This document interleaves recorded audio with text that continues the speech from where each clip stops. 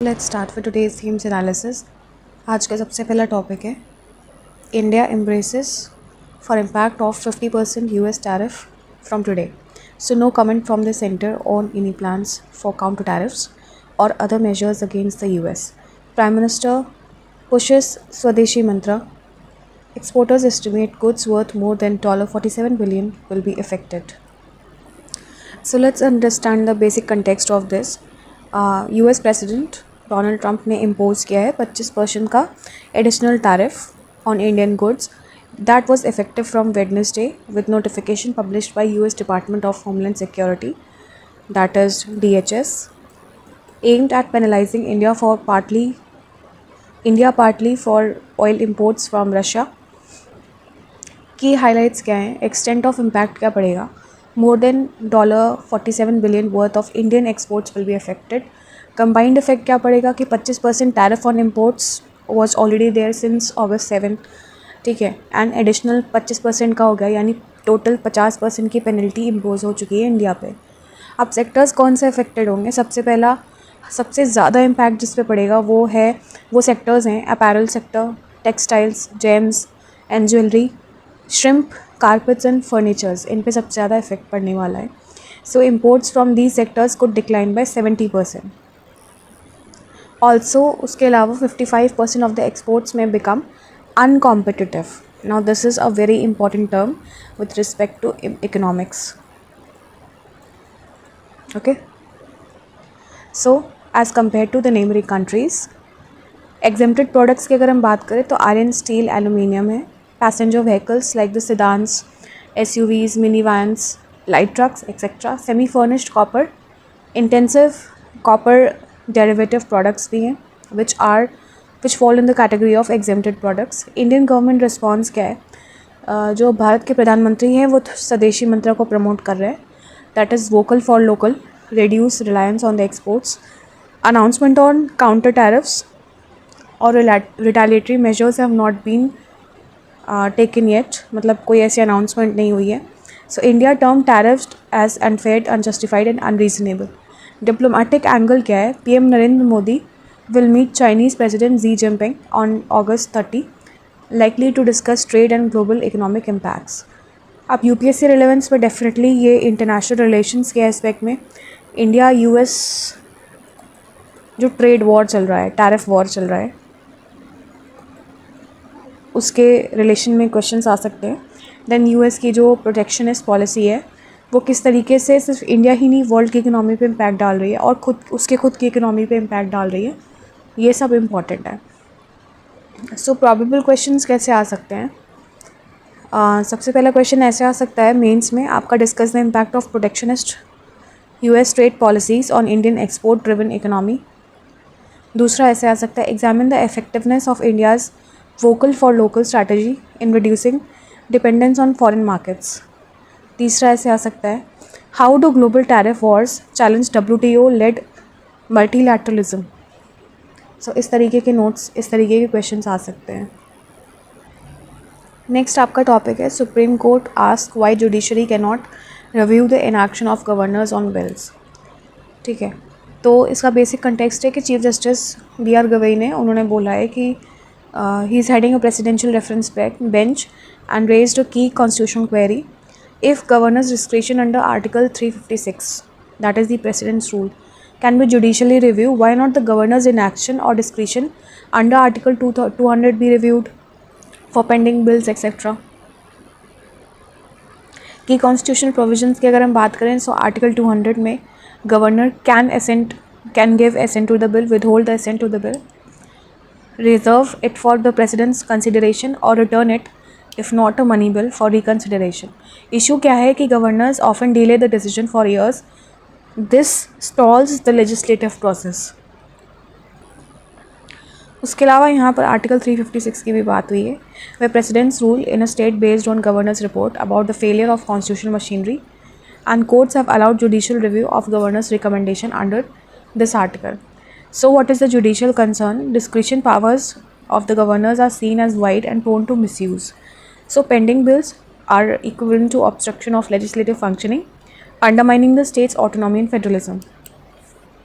What is the significance of the supreme court observation? तो सबसे पहले ये स्ट्रेंथन करता है जुडिशियल अकाउंटेबिलिटी को, where the supreme court is interfering into such matters, कि जुडिशियल अकाउंटेबिलिटी भी होनी चाहिए कहीं ना कहीं गवर्नर्स की over the constitutional functionaries. Seeks to balance executive discretion versus the legislative supremacy. This also prevents the erosion of democratic mandate due to political misuse of the governor's office. Now, what are the issues in the debate?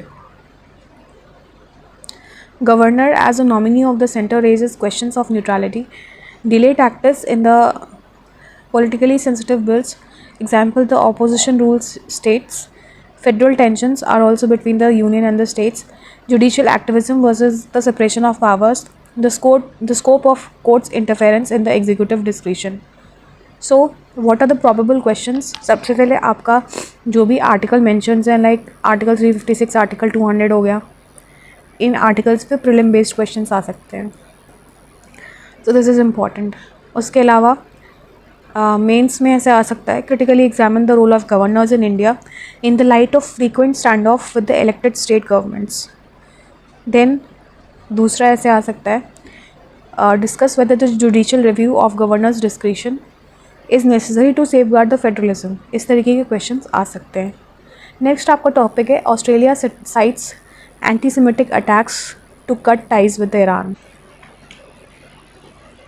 Australian Prime Minister Anthony Albanese accused Iran of organizing 2 anti-Semitic attacks in Australia and said that the country was cutting off diplomatic relations with the Tehran in response on Tuesday.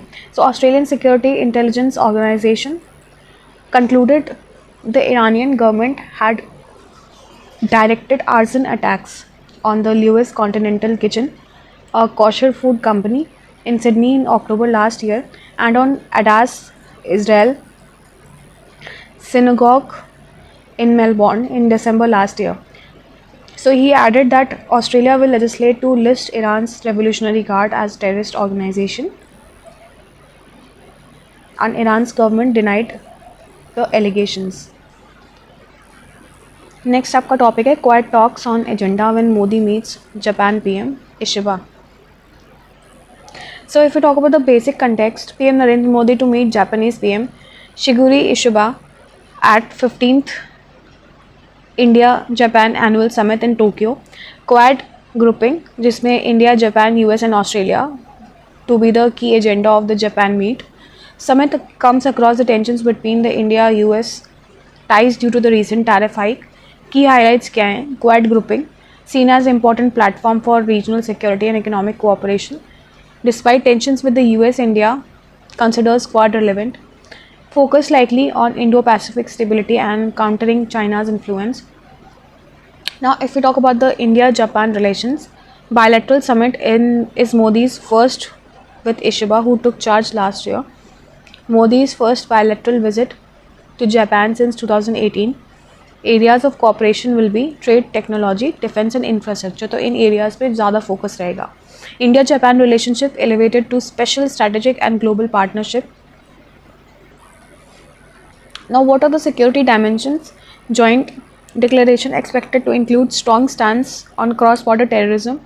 That comes after the SCO defense minister failed to reach consensus on the Pahalgam terror attack, Operation Sindoor in June. Objections by the Pakistan. So highlights Japan's growing role in the regional security dialogue. यहाँ पर SCO context की भी बात की गई है, जहाँ पर officials are still finalizing the declaration for 11 nation SCO summit. Likely participant will be Russia's Vladimir Putin, Pakistan Shehbaz Sharif and Iran's Masoud Zekian. So the upcoming visits where Modi will be visiting Japan and China signals India is balancing diplomacy and in Asia Pacific. Now what is the significance? इसका geopolitical significance आ जाता है. ये basically reinforce करता है India का role in Quad's SCO simultaneously balancing between the Western allies and the Eurasian partners. दूसरा, security aspect से counter terror stance will be strengthened with respect to the Pahalgam attack against the Pakistan sponsored terrorism. Economic aspect के हिसाब से भी important है. India Japan cooperation is crucial for infrastructural projects like the bullet train technology transfer and the investment. तीसरा आपका strategic भी है ये कि alignment with the Japan strategies strengthens the Indo Pacific strategy against the China assertiveness. So if we talk about the questions, यहाँ पर देखिए सबसे पहले तो प्रीलिम्स में कैसे क्वेश्चंस आ सकते हैं. विद रिस्पेक्ट टू क्वाड आ सकता है कि क्वाड के मेंबर्स क्या हैं, उनकी ग्रुपिंग का एजेंडा क्या है, मेन फंक्शंस क्या है. तो इस तरीके के आंसर्स, इस तरीके के क्वेश्चंस आ सकते हैं. देन मेंस में कैसा आ सकता है, discuss the role of Quad in shaping Indo Pacific security and its relevance for India. दूसरा ऐसे आ सकता है, evaluate the significance of India-Japan relations in the backdrop of changing global order. तीसरा ऐसे आ सकता है, how does India balance its participation in Quad and SCO simultaneously. Next आपका टॉपिक है ECI's ring fence is the constitution and the law. ये editorial जो है बेसिकली डिस्कस करता है about the controversy that surrounds the allegations by leader of opposition Rahul Gandhi, जिन्होंने claim किया था that there is a large scale manipulation of votes.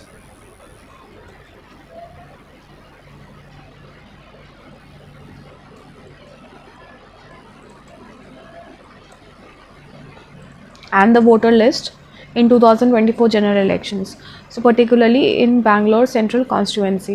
His disclosures are based on the extensive research of the Election Commission of India documents, included instances of duplicate and erroneous voter entries. So these revelations raised public concern about the credibility of India's electoral process. In response, the Chief Election Commissioner defended the commission but avoided directly addressing the specific allegations. So the editorial basically argues that while the ECI has constitutional independence under Article 334, it must act with transparency and accountability to retain the public trust. So the ECI is constitutionally mandated to prepare, revise and safeguard the electoral rolls in a fair and lawful manner. Any complaint or disclosure highlighting the irregularities in the electoral rolls must be carefully examined, as electoral lists are fundamental to free and fair elections. The piece highlights the Bihar intensive revision controversy where the qualifying date was allegedly violated, raising legal concerns. It concludes that ECI's ring fence is the constitution and the law, and its credibility depends on impartiality, transparency and its role as the guardian of India's democratic process. So next आपका topic है the gender angle to India's economic vulnerabilities. India's economy, that is valued at $4.19 trillion, faces disruptions from the proposed 50% tariff by the US, which could cut nearly 1% of the GDP by hitting labor-intensive sectors like the textile, gems, leather and footwear industries employing millions of women. Unlike China, with its diversified exports and higher female labor force participation rate, that is FLFPR, India remains vulnerable. India's FLFPR is just 37 to 41%, far below the global average, making women's economic exclusion a strategic liability. So with demographic dividend peaking by 2045, that is 2045, integrating women into workforce is urgent. Lessons from abroad show how state-backed reforms in children and childcare, legal protections and skill development raised FLFPR and GDP. Domestic examples like Rajasthan's Indira Gandhi Urban Employment Guarantee Scheme, ये important है, इसे देख लीजिएगा. I am repeating it again. Rajasthan's Indira Gandhi Urban Employment Guarantee Scheme and Karnataka's Shakti Scheme highlight how supportive policies can empower women. So the article concludes that empowering women is not charity but an economic imperative, critical to resilience, inclusive growth and India's ambition of becoming global economic power. So here they want to say that how gender participation, equivalent gender participation is important for India's economic growth and also enhancement of GDP. Next आपका topic है false राइटिस्टिस। इसका context क्या है? Supreme Court of India recently urged the union governments to frame the guidelines regulating the online speech. So this was triggered by a petition against the derogatory remarks on the disabled persons, and this also raises concerns of the judiciary encouraging the state to expand control over the constitutional guaranteed freedoms. की issues क्या है यहाँ पर? Freedom of expression versus the state control की बात की जा रही है। अब इसमें आर्टिकल 19A आपका आ जाता है। 19 Article 19 Clause 1 Subclause A. This guarantees free speech but is subject to reasonable restrictions under Article 19 Clause 2 Subclause Clause 2. So expanding states' role in regulating distasteful humor and political speech risk chilling effect on democracy. Judiciary का role यहाँ पर क्या बताया जा रहा है कि courts must protect the citizens right and not aid the state in curtailing the liberties. So misusing the freedom of speech argument leads to judicial overreach. Institutional role of judiciary: protector of rights, not an agent of executive control. इसके democratic implications क्या लगाए जा रहे हैं? That over regulation erodes the pluralism, creativity and truth seeking in society. Expanding executive control risk transforming democracy into feudal style authority. Now if we talk about the probable questions with respect to UPSC, तो सबसे पहला यहाँ पर ऐसे आ सकता है: critically analyze the challenges posed by the state overreach in regulating the free speech on digital platforms. दूसरा ऐसे आ सकता है: discuss the role of judiciary in safeguarding fundamental rights vis-a-vis executive attempts to control the online speech. So इस तरीके के questions आ सकते हैं. So नेक्स्ट आपका टॉपिक है what is the airdrop test conducted by ISRO. So on August 24, ISRO successfully conducted its first integrated airdrop test, that is AIDT-1. That was a key step in preparing for India's maiden human spaceflight mission Gaganyaan. The test evaluated the parachute-based deceleration system that was designed to bring back the crew module safely after the re-entry. A dummy crew capsule weighing nearly 5 tons was dropped from an Indian Air Force Chinook helicopter at an altitude of 3 km to verify whether the parachute system could slow it down safely for splashdown or not. So the exercise involving ISRO, DRDO, IAF and the multiple agencies tested the separation parachute deployment and safe descent. Such tests are crucial since India must validate hundreds of subsystems before astronauts can fly. So key systems under the development include the environmental control and the life support system, vehicle health management system and an upgraded LVM-3 rocket. So Gaganyaan aims to send 3 astronauts into the low Earth orbit for 3 days before returning safely. It also marks the foundation of India's broader spaceflight roadmaps with plans of Bharatiya Antariksh Station by 2035 and an Indian astronaut landing on moon by 2040. So while multiple tests like IADTs, pad abort trials and re-entry demonstrations remain, these milestones strengthen India's human spaceflight programs. Next आपका topic है why has import duty on cotton been suspended.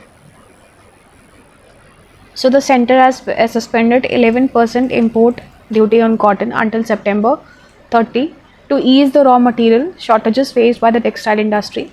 Cotton grown by nearly 6 million farmers has seen steep import increase due to declining domestic production. So when introduced in February 2021, the duty was meant to protect the growers as India produced 350 lakh bales annually. However, the production fell to just 318 lakh bales.